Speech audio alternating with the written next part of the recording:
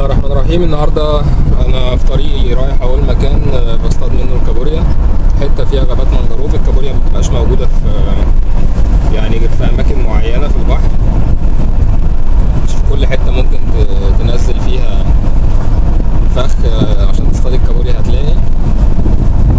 ففي مكان انا رايحه دلوقتي وربنا يكرم ان شاء الله. هنصب الفخاخ، هحط 3 و4 فخاخ ونشوف النهارده حظنا هيبقى ان شاء الله. تابعوني دقيقتين بالظبط واوصل للمكان ان شاء الله.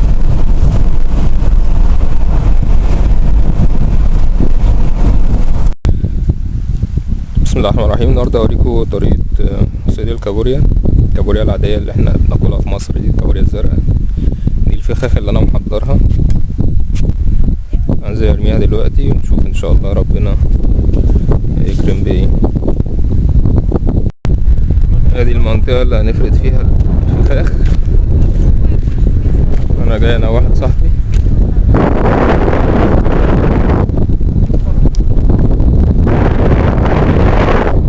هنا الكابوريا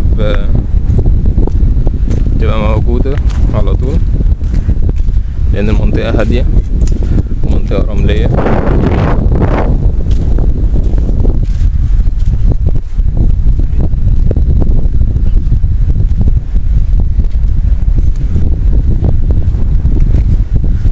نفرد الفخاخ ونحط الطعوم جواها ونشوف ربنا يكرم بايه النهارده. طبعا بنقعد فترة كبيرة سايبين الفخاخ، ممكن نقعد لحد بالليل عشان تكون الجمعات كابوريا عليها. نفرد ونشوف.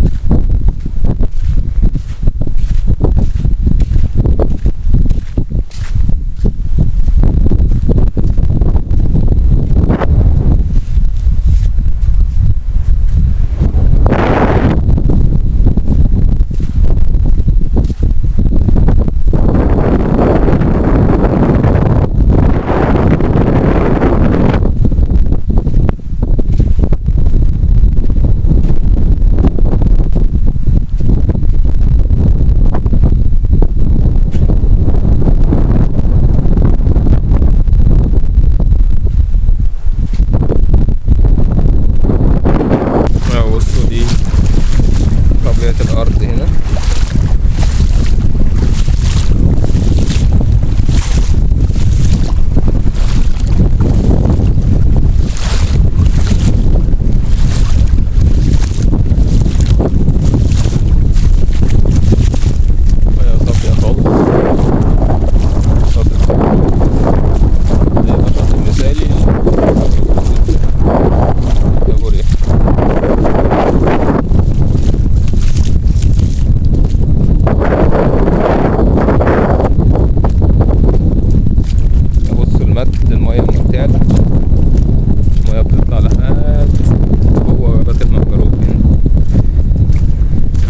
المنجروف بقى تلاقوا الكابوريا تخش تنزل فيها، تبقى عبارة عن برك تحط البيوت بتاعتها.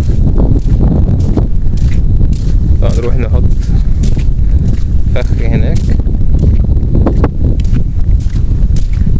نشوف الدنيا.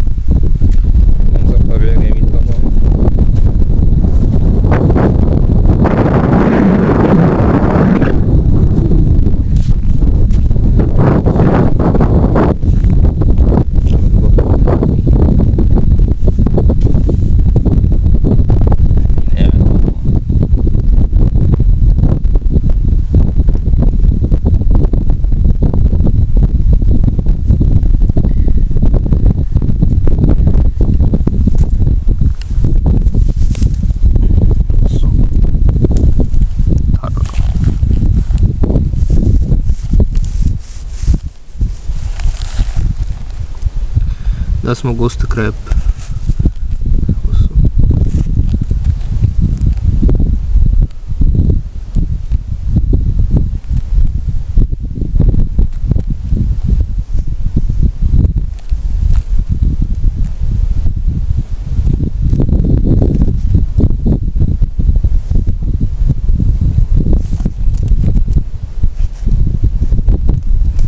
هنسيبه ايه قاعد في الجهر بتاعه بقى، مش عايزين منه حاجة، نكمل اللي احنا بنعمله.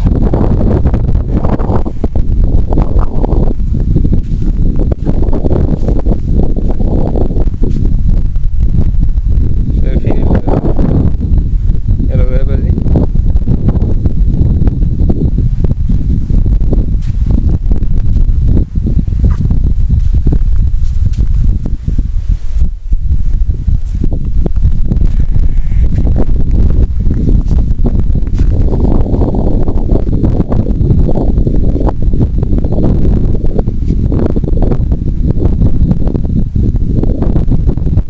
في بصوا السمكة بتاعت البوفر فيش الصغيرة دي جريت اهي، نفخت نفسها. احنا في وسط المنجروف كده، بصوا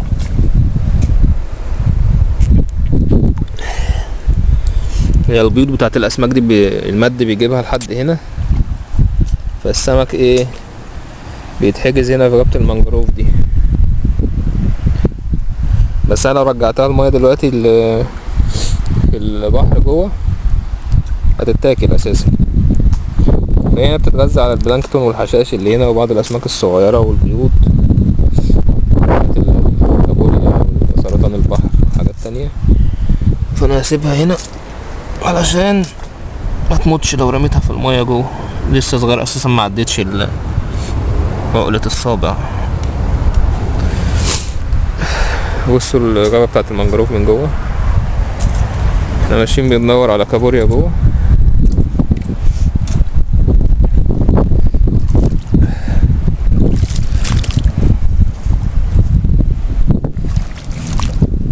مفيش حاجة، تعالى نطلع بقى من النور. بصوا ده اخطبوط اهو، نحطه جوه.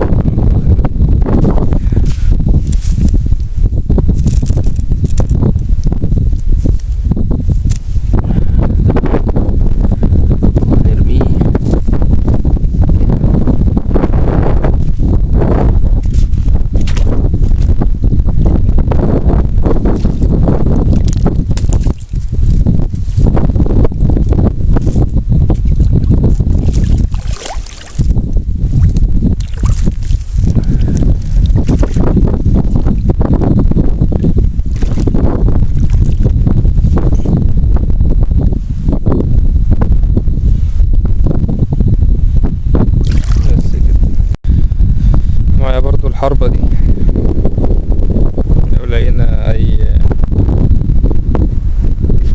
سمك في المية على وش المية ولا حاجة صغير نستخدمه كطعم بنجيبه بيها، او كابوريا اللي هو قصدي سرطان البحر. هو الفكرة كلها انت بتشد الاستك كده بما مشدود على ايدك وتضرب كده في الرمل.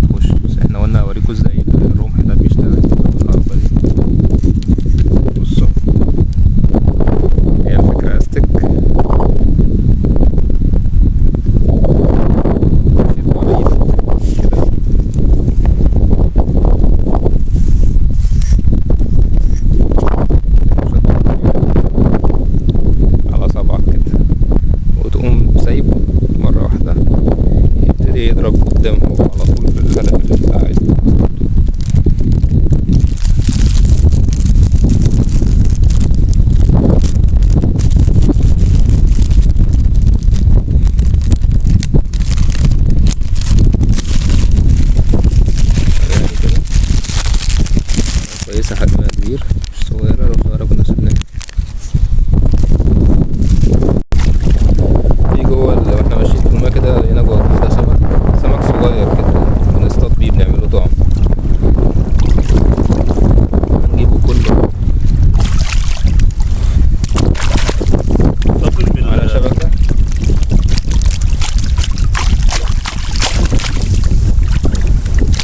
قفل بالسلك اللي بإيدك.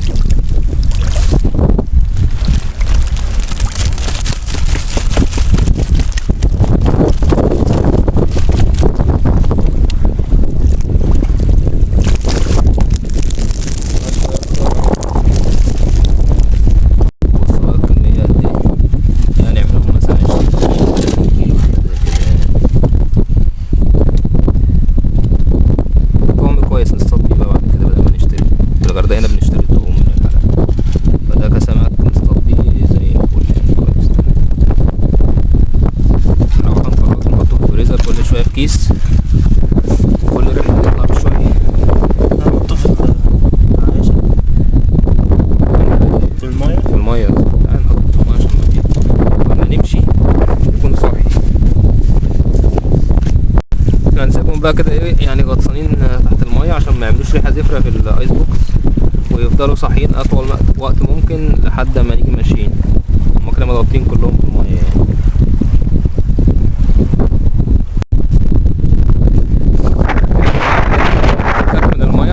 فيها حاجة هنجيبها نحطها في الحوض بتاع الغابات بتاعة المنجروف دي.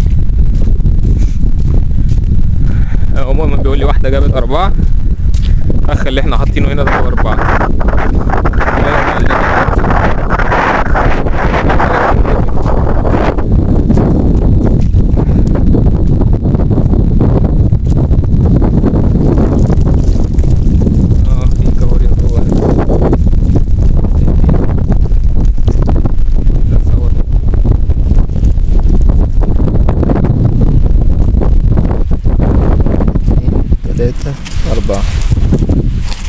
بصوا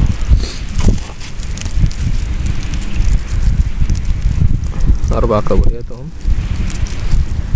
هنحط احنا بقية الفخاخ هنا بقى عشان في الكابوريا موجودة هنا اكتر. جبنا الفخاخ هنا، والسمك اللي احنا جبناه حوالي مثلا كنا 20 كيلو سمك ولا حاجة، هناخد منه ونقطع جوه الفخاخ ونحطها برضو ايه في المية.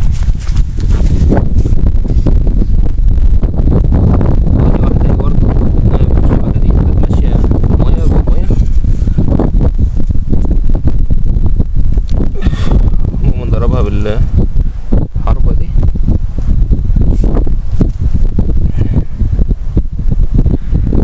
انا حطيتها جوه الفخ عشان توهم الكابوريا اللي هتيجي تاكل ان في كابوريا جوه. تمام، حط شوية سمك دلوقتي. خدنا اهو كام سمكة كده مهم عشان نعمل السمك. الطوبة نعمل عليها طيب، احنا بس يعني نريهم شوية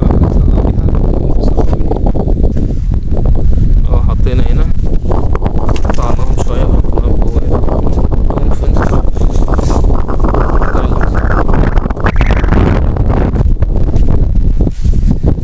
فوق الخيط ده.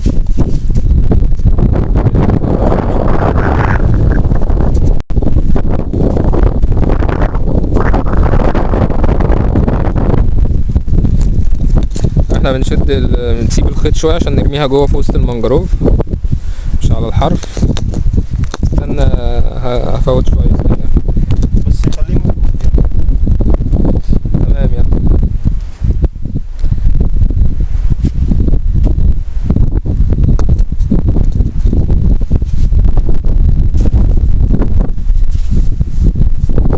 تمام بس سيب على كده. حلوة كده، سيبها حلو سيبه هما يشدوا فيه خلاص. حلو كده، ادي اول فخ.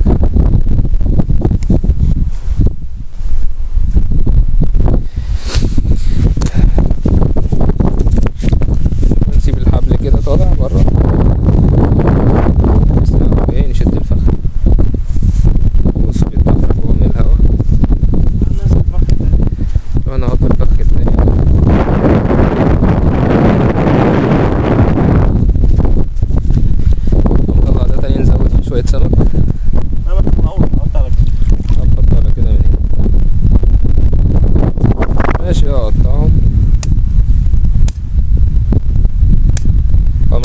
تسيبش السمك صاحي عشان ما يعني لو صاحي الكابوريا هتقلق تاكله، نموته ونحطه.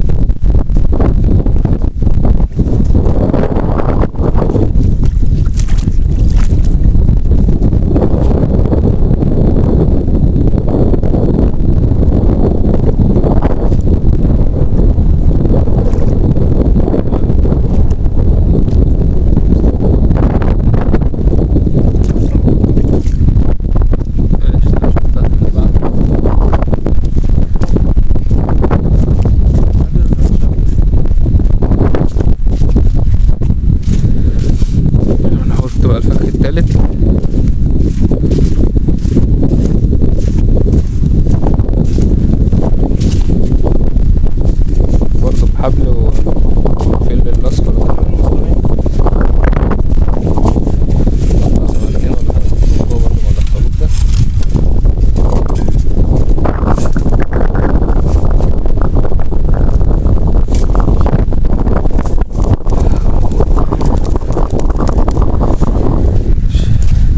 انا افك شويه خيط.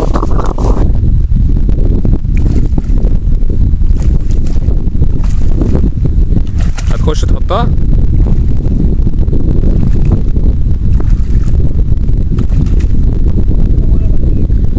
ماشي، سيبها مكان قدام شويه برضو، سيبها بس كده مش هتعرف تخش، مش هتعرف تخش كده الكابوريا. خليها مقلوبه على الجنب. ايوه كده تمام كده ماشي. اطلع خد.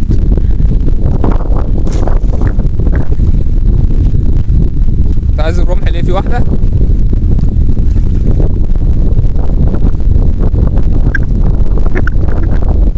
جريت.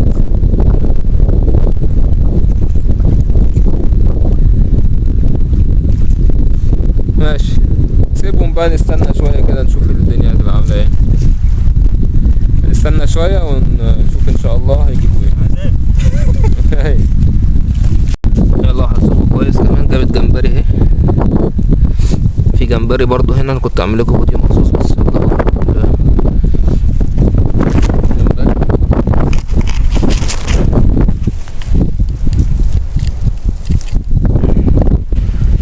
بصوا جمبري نطاط اهو.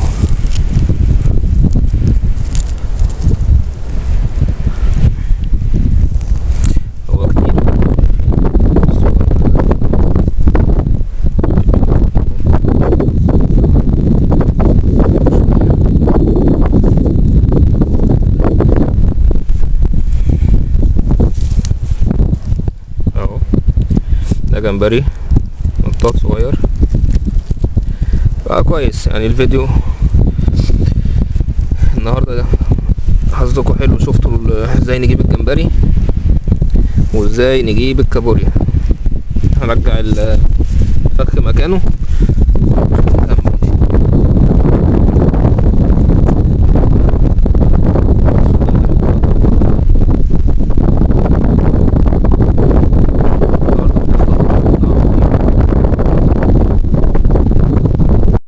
الجمبري ده بيبقى ايه شفاف خالص، مش باين منه غير عينيه. طبعا عينيه صغيره جدا فمتبقوش ايه فبشبكه زي دي كده.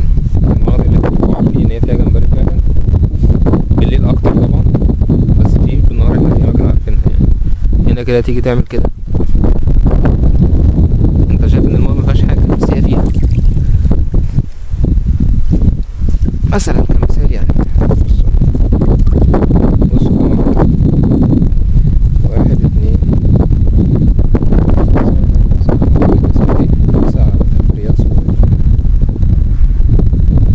الصور احنا بنرجعها مش عارف يعني الاحجام الكبيره بس اللي بناخدها قطعه. وصلت الفكره.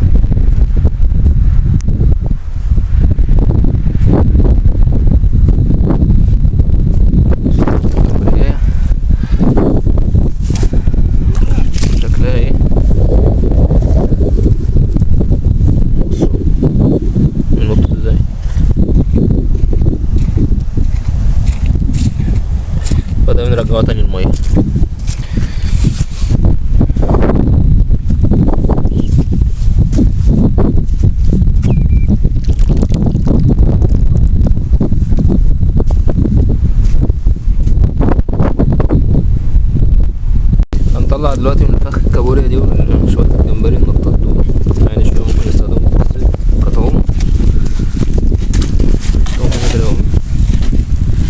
الكابوريا طبعا هتتاكل، مش هنستخدمها كطعم.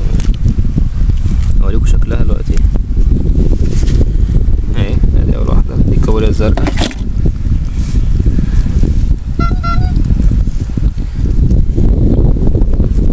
التانية حجمهم كويسه. نقلبها كده نشوف ذكر ولا انثى. دي انثى. دي هي النوتية بتبقى مليانه لحم.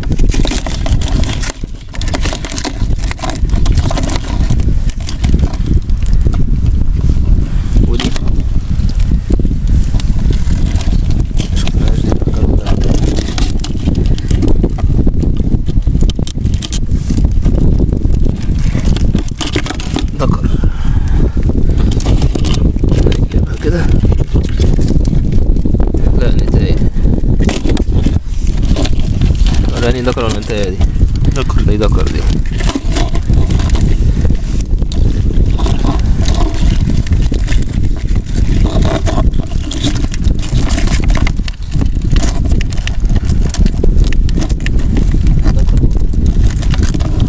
ذكر برضو. طيب بصوا الذكر بيبقى ظهره عامل زي ايه؟ ما بيتفتحش. الجهاز التناسلي بتاع الرجل كده. لا ظهره ما بيتفتحش. هات النتاية كده. لا ده ذكر برضه. ده الفرق بين الذكر والنتاية عشان عارفين. بيبقى في شعر، ده في شعر في طروفه، في شعر، ده طروفه ما فيهاش وبيبقى عريض. قصته يبقى عامل زي الجهاز التناسلي بتاع الرجل، وهنا واخد كيرف جامد كده. فدي النتاية وده الذكر. تمام عشان ما حدش يضحك عليكم في حلقة السمك يعني. ماشي. بصوا بقى الجمبري ده. هات شوية في ايدك كده، حطهم في ايدك.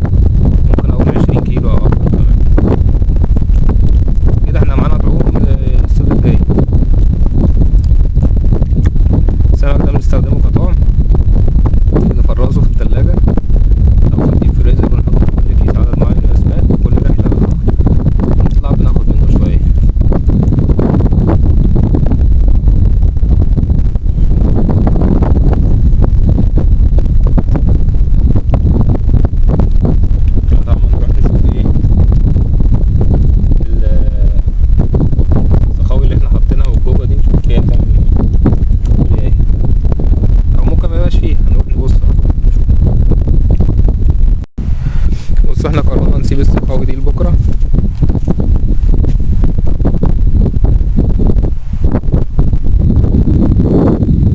هنحط 3 1 2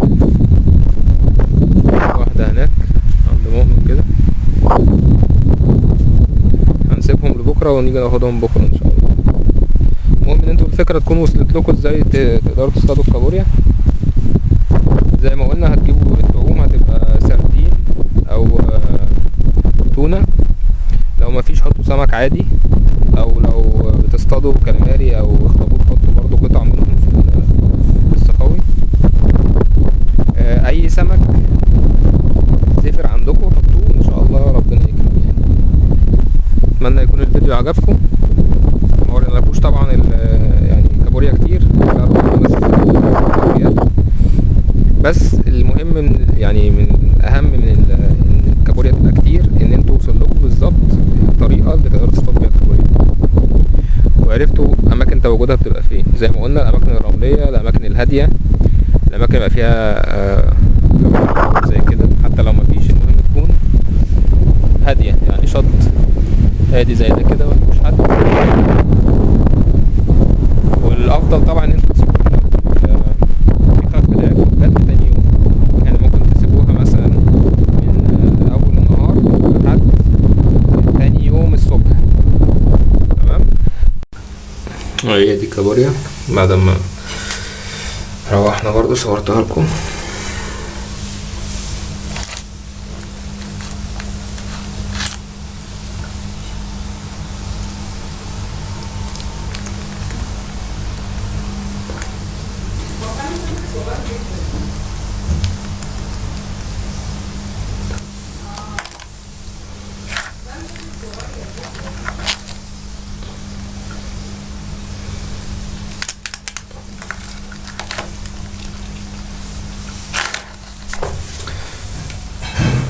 الجمبري بقى هنستخدمه كطعوم، هنطعم بيه.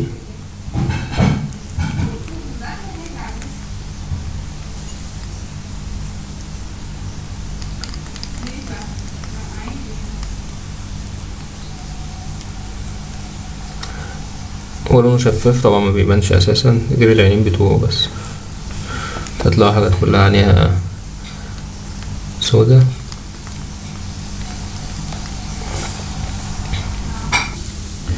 فطبعا كويس انك تصطاد الطعوم بتاعتك بايدك، وميزة طبعا انها تكون طازة. طعوم الطازة في صيد السمك كويسة جدا، نتيجتها كويسة وفعالة، وتزود حصيلتك من السمك.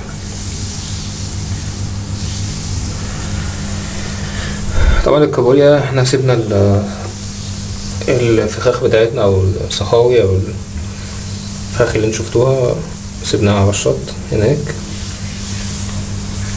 وبكرة ان شاء الله نروح ناخدها عشان الدنيا كانت ضلمت خلاص.